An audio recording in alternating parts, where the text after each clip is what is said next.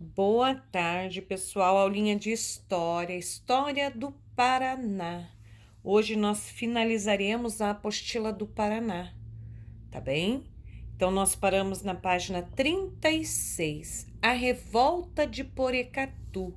Então nós vimos lá atrás, né, nas outras partes, vimos lá sobre a luta, né, dos federalistas e dos republicanos, vimos o movimento do contestado, o que foi esse movimento do contestado, eles contestavam o que, na verdade, e a greve de 1917, que se iniciou lá em Curitiba, né, com a greve dos sapateiros, comemorada no Dia do Trabalhador. Hoje nós vamos falar sobre a revolta de Porecatu. Então, lá no ano de 1920, a região de Porecatu, que fica aqui no norte do Paraná, ele vinha sendo ocupado pelos agricultores que vinham lá de São Paulo. Então, muitos deles não possuíam documentos de compra dessas terras que eles ocupavam. Então, quando o governo do Paraná iniciou a construção das cidades aqui do norte do Paraná e as terras começaram a ser valorizadas, vieram muitas pessoas de outros estados com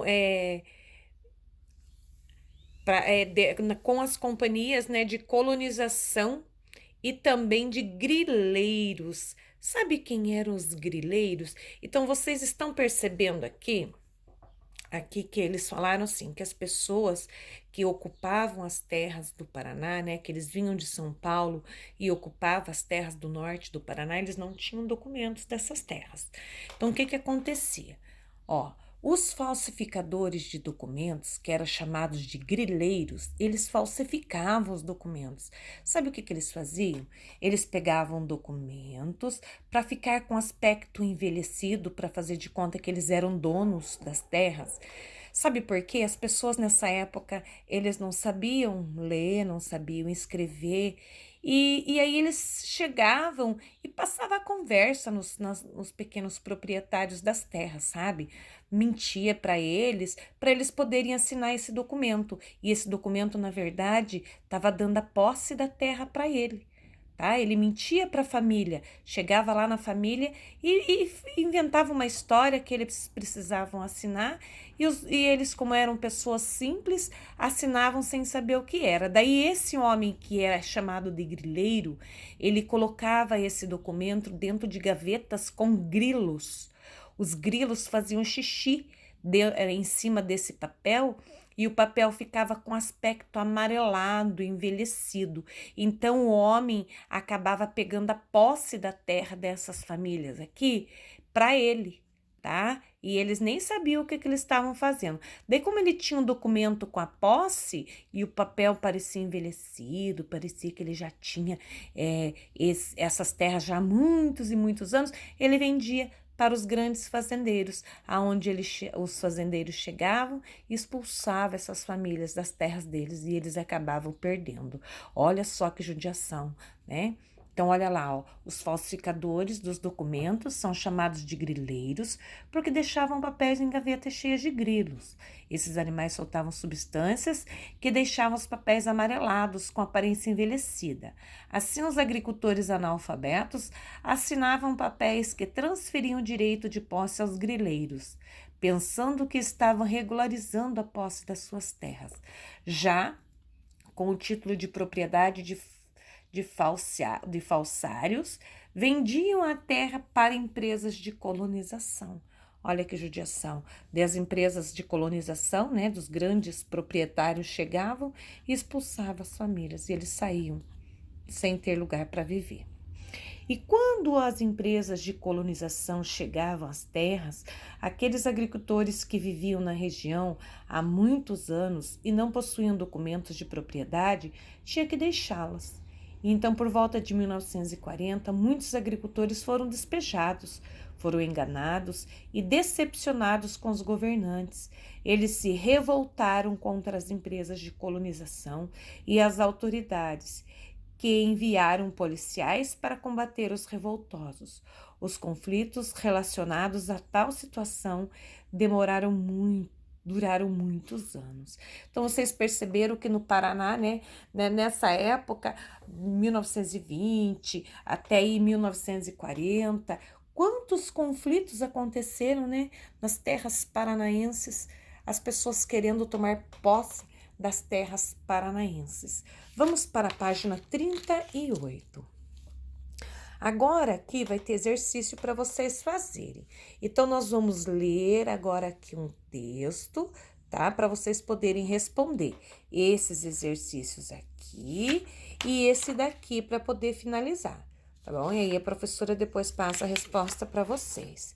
Então, pare e repare. Leia o relato de um antigo morador de Porecatu. Ele viveu lá naquela época, a época da revolta, onde as pessoas eram passadas para trás, Ela era retirada delas esse direito. Então ele disse o seguinte: é natural que os antigos moradores, chamados de poceiros, fizessem uso de todos os meios para não perder as suas posses, para que eles eram suas de fato, e talvez não de direito por falta de documentação. Foi a primeira grande luta chamada de Guerra de Porecatu, que se estendia na época a vários outros municípios da região. Nessa época estudávamos em Londrina, porém ficávamos em Porecatu todos os finais de semana e nas férias escolares. Infelizmente, nesta hora, houve vários confrontos e algumas pessoas perderam a vida, além de perderem as suas posses. Após alguns meses, expulsos os moradores antigos, os fazendeiros que compraram as terras foram derrubando as matas e formando as fazendas de café. Algumas famílias dos chamados poceiros ou até grileiros conseguiram, através de acordo, ficar com pequenos sítios. Olha só que situação, Os grileiros, além de fazerem isso tudo errado, fazer essa falcatrua de passar documentação no nome deles e vender, ganhar dinheiro, tomar as terras das pessoas pobres, eles ainda conseguiram ficar com terras, tá? Como você estudou, os moradores do Paraná se uniram e ainda se unem lutando por seus direitos, mesmo em atividades simples e cotidianas. Cada grupo, ao seu modo, buscou e busca construir um Paraná mais justo e participar das decisões políticas e sociais do país em muitos momentos da nossa história. E as pessoas se uniram para lutar por diferentes objetivos e nem sempre de forma pacífica. Então, a maior parte das lutas, dos confrontos que aconteceram nessas épocas aí no Paraná, trouxeram muitas mortes, Muitas famílias perderam seus entes queridos. Então, vamos agora para responder. Reflita como os seres humanos podiam agir para evitar conflitos armados. Então, vocês vão... Como praticamente essa parte da apostila de história foi somente com conflitos, Somente com conflitos, o que você acha que poderia acontecer para que essas pessoas não chegassem aos conflitos? De que forma os seres humanos poderiam agir para evitar o conflito?